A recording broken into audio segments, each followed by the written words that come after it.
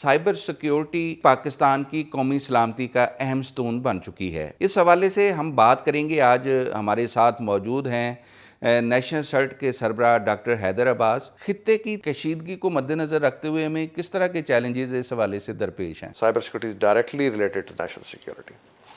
और इस वक्त जो सूरत हाल है, अभी जो रीसेंट आपने कॉन्फ्लिक्ट्स देखे हैं उसमें आपने देख लिया, these are purely technological war. So continuous monitoring and continuous detection of cyber threats and the cyber attack pattern is mandatory for the national security now. 2026 की बात करें तो कितने पाकिस्तान को इस तरह के अटैक्स का सामना रहा है? तकरीबन 350 से 400 के करीब ऐसे अटैक्स हैं जो कि पाकिस्तान के इंफ्रास्ट्रक्चर पे अफरादी भी हैं और स्टेट स्पॉन्सर्ड भी हैं। जो आपके हॉस्टाइल नेशन हैं वो कॉन्टीन्यूसली कोशिश करती रहती हैं कि किसी न किसी तरीके से मैनोवर करके सिस्टम के अंदर पेनिट्रेट किया जाए। पाकिस्तान की नेशनल साइबर सिक्योरिटी पॉलिसी 2021 में लॉन्च हुई। उसके बाद हर स्पेसिफिक सेक्टर ने अपनी स्ट्रेटजी बनानी थी उस पॉलिसी से ड्राइव करके।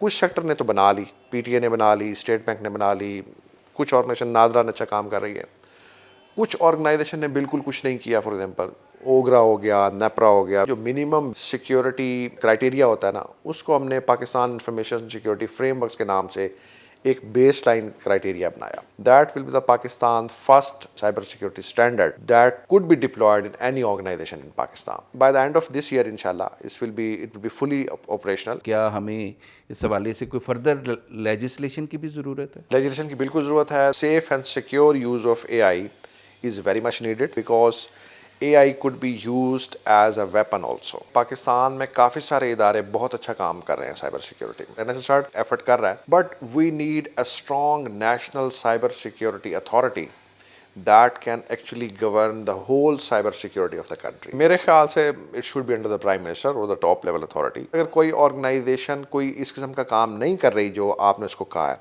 there should be some kind of penalty. Pakistan में जो बैरूनी सॉफ्टवेयर्स आते हैं, जो इक्विपमेंट आता है, उसके ऑडिट के लिए भी कोई मैकेनिज्म बनाया आपने? जो थर्ड पार्टी असेसमेंट है, जहाँ से आप प्रिक्योर कर रहे हैं ये, फॉर एग्जांपल ये इस किस्म के सॉफ्टवेयर या hardware, you should have a complete kind of checking mechanism, evaluation and assessment mechanism for them.